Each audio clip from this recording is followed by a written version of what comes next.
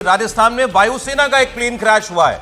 चुरू के रत्नगढ़ में एक फाइटर जेट क्रैश हुआ है। अभी हमें इतनी जानकारी आ रही है, चुरू में एक प्लेन क्रैश हुआ है, जिसकी खबर मैं आपको और डिटेल में दे रहा हूं जैसे जैसे और इंफॉर्मेशन आती है।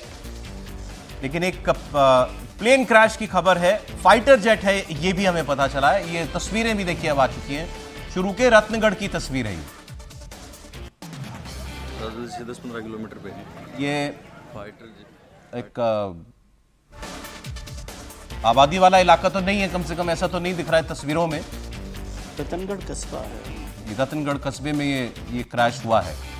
कौन सा फाइटर जेट था, पायलट के बारे में क्या उनकी क्या स्थिति है, ये जानकारी अभी नहीं मिली है हमें शुरू में, लेकिन ये फाइटर जेट क्रैश मतलब हुआ ये है। हमारी वायुसेना का, राजस्थान हमारी वायुसेना का ही है। हमारी वायुसेना का होगा जी, और हमारी किसका वायुसेना का होगा।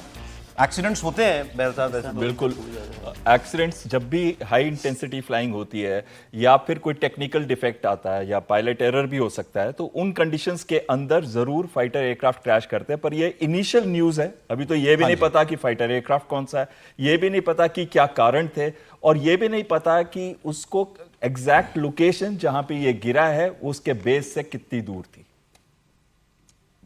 वैसे हाल के दिनों में इन घटनाओं में कमी आई है। देखिए, हाल के दिनों में डेफिनेटली कमी आई है। आपको याद होगा पहले एक जैगवार भी क्रैश किया था, उस पर काफी डिस्कशंस हुई थी बिगिनिंग ऑफ दिस ईयर के अंदर। साथ में एक दो इंसिडेंट्स हुए थे अपाशी हेलीकॉप्टर के, जब उन्होंने लैंडिंग की थी, खासकर लद्दाख के दो अंदर। मेरे ख्याल से लगातार दो लगातार इंसिडेंट्स हुए थे, बिल्कुल सही बात कह रहे हैं आप। और एक उससे पहले लद्दाख के अंदर हैवी लैंडिंग का भी इशू आया था। तो कहीं ना कहीं ये इश्यूज रहते हैं जब भी एक एयरफोर्स बहुत ज्यादा फ्लाइंग करती है, लेकिन हमारे जो सेफ्टी रिकॉर्ड है वो दूसरे देशों के साथ कहीं पे भी नीचे नहीं है। यानी कि जितने मिलियंस ऑफ आवर्स हम फ्लाई करते हैं, उसके अंदर जितने एक्सीडेंट्स होते हैं, तो कहीं ना कहीं वो कंपेरेबल हैं आज की आधुनिक एयरफोर्सेस के साथ।